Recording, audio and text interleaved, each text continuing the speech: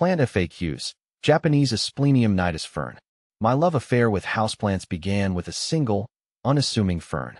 It wasn't a delicate fiddle leaf fig or a dramatic monstera. It was the Japanese Asplenium nidus, also known as the crispy wave fern.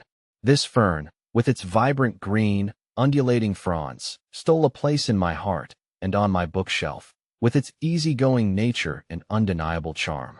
The Japanese Asplenium nidus is a tropical epiphyte, meaning it can grow on other plants in the wild.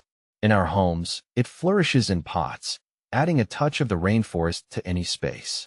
Its sword-shaped fronds, boasting a unique, ruffled texture, cascade gracefully from a central rosette.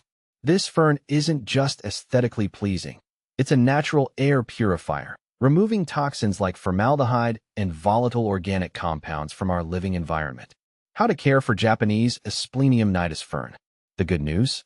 This fern isn't high maintenance. Here's what you need to know to keep your crispy wave happy and healthy. Light. Your fern prefers bright, indirect sunlight.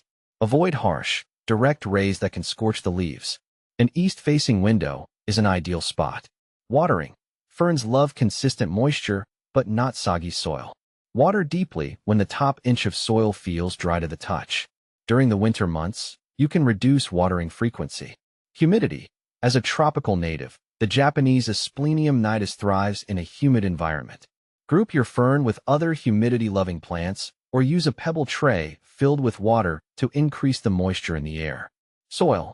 Opt for a well-draining potting mix that's rich in organic matter. A mixture of potting soil, perlite, and orchid bark can work wonders.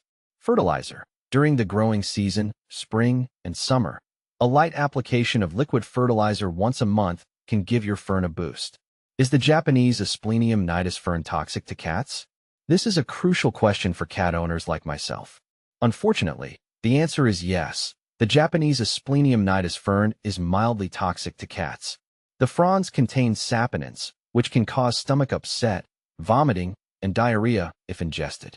If you have curious felines roaming your home, consider placing your fern in a location out of their reach, or opt for a pet-friendly alternative like a spider plant or a bromeliad. Beyond the basics, tips for a thriving fern. Repotting.